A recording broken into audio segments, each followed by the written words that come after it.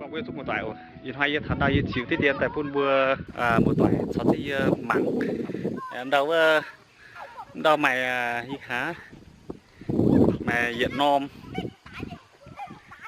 y nom béo ha đâu không cái con trụ mày tiền đó tiền ngày thào khi bữa mặn xin đâu mày xin đâu thì tiền tổng mà tiền tổng có nó cảnh thào thật xin đâu bạn đó nếu bữa họ đâu mày tham nhũng cái này nhỉ đó đúng rồi mà chân bẻ đó thầy tất nhiên bữa mình tế sẽ mải p trong tài nhãn p giờ tỏ sẽ mình bữa mình nải khẩu sẽ đâu tế một tài nó bữa châu tế bẻ để mải FIC của nó mình hai cái để thọ sinh đâu mải xây dựng trang cái gì ở như thọ sinh bữa mình xây mặt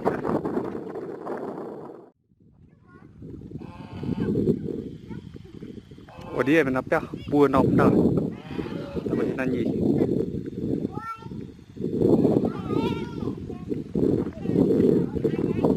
cái đó này tao một cái mày tiền chúng nóng tổ này nóng tổ số là thằng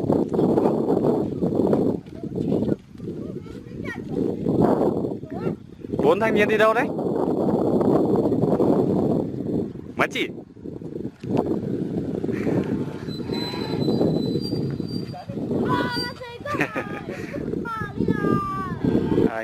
tôi đang này khá ây dồi thanh niên à đẹp trai nhỉ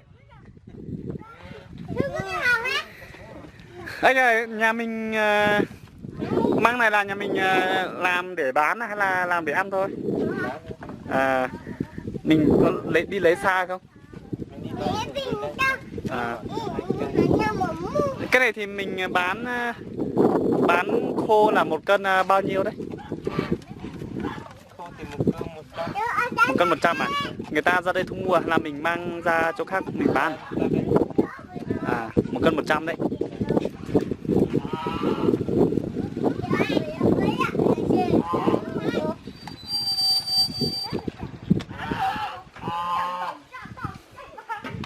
gì khá tệ đâu tệ bẻ xe nếu bữa mình chung nặng cô lên này inom đèn tổng là lên này inom đèn tổng ha cái này họ tới này bọn vừa phi chăm nhỉ khả năng này đâm mày tê cảnh còn trụ sao trên đâu này bọn vừa chỗ tu chiên tê đâu cái này là phi bẻ ọ này chiên tê ta tại phi bẻ tê gì phi gai để nó vừa tròn peใช่ยันไหนเตะการเตะเสื้อกับมิวอ๋อđâuเตะđồng bẻ nữa xe thằng nó tệ ô thô hảo nhiệt chan xe nhiệt pet xin ồ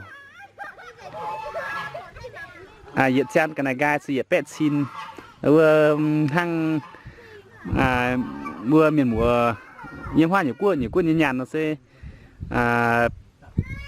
pia đòn hiểu tôi hỏi xe đâu làm từ pia đô la ồ đúng thế này đó cho cái này gai tao nhiệt chan nhiệt kilo cái này gai quá thằng này thế này nhiệt chan tôi tham hảo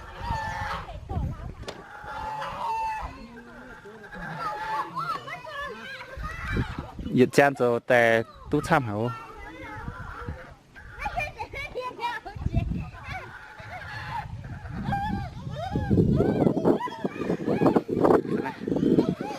này béo thằng nó té nó ổn một tòa đâu nó bữa mải không khua lại nhân đó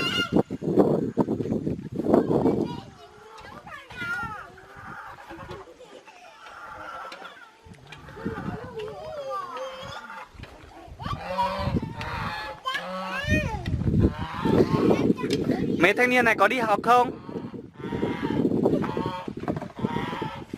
Không đi học à? Đi học ở đâu đấy? Đi học xa không em? Hả? Chặt tờ à? Chặt tờ 10 mấy cây đấy nhỉ? Mày làm mà này có uống nước không? Không uống à? Không uống nước à?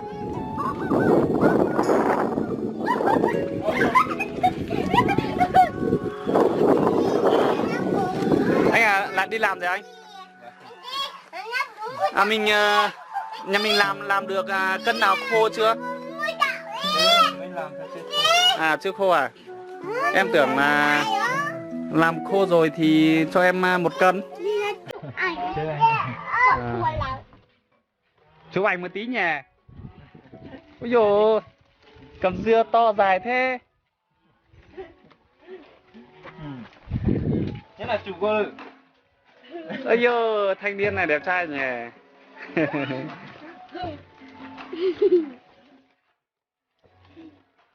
À, cái này một ngày mình đi hái được nhiều không anh? Hái được khoảng 50-60 cân. 50-60 cân à? Cách đây khoảng 2 cây à anh? À, măng này mình gọi là măng gì đấy anh? Măng này gọi là măng nứa. À, măng nứa nó không phải cái loại măng đắng kia nhỉ? Em tưởng là khô rồi thì bán cho em 1 cân. Chưa khô. À, chưa khô nhỉ? Cũng hái được nhiều phết nhỉ? Một cân khô có được nhiều không? Không, được ít thôi. Được ít thôi à? Ở chỗ em không có ấy, tưởng là có khô rồi thì bán cho em 1 cân về ăn. Chưa khô. Rồi em cảm ơn nhá.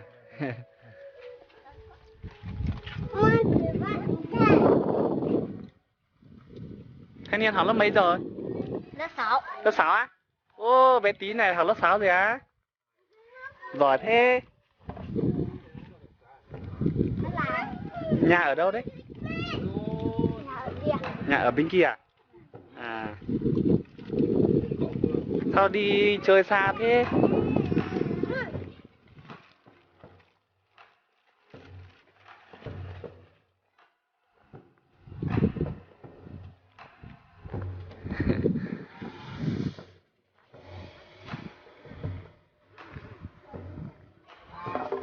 Nhưng mà khá nó. Chị à? Chị à? Nhà chị có măng khô bán không? Hả? Không có à? À không bán à? À không có à?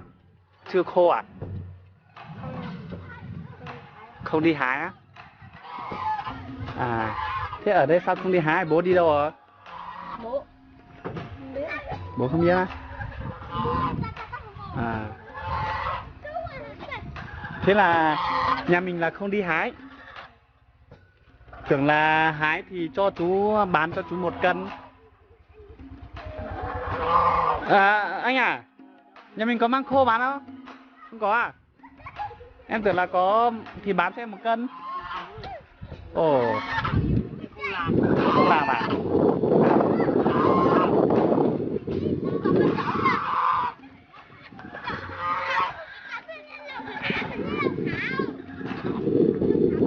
Ồ, con này nó biết mổ đấy. Nó chạy đuổi theo người ta cắn đấy nhỉ? À,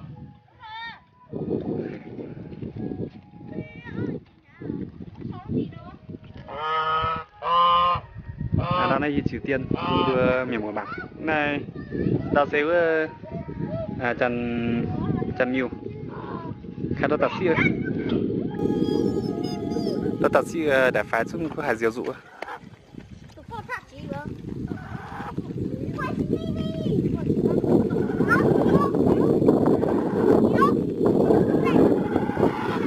đấy để phái xuống có hải diều dụ đào xe mắc cái mạch tiền ô ô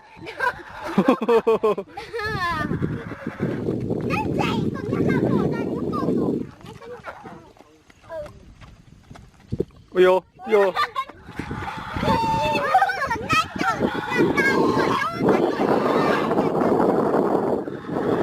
yo nói cái gì đấy thế sẽ chấm miêu ton này bữa bèo yếm hoa trên tiểu cao mình dưới tiểu cao mình tháo hoa mình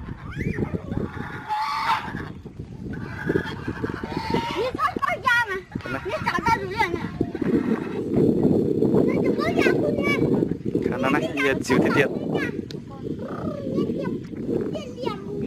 để xem cái tụi mình hoàn to lại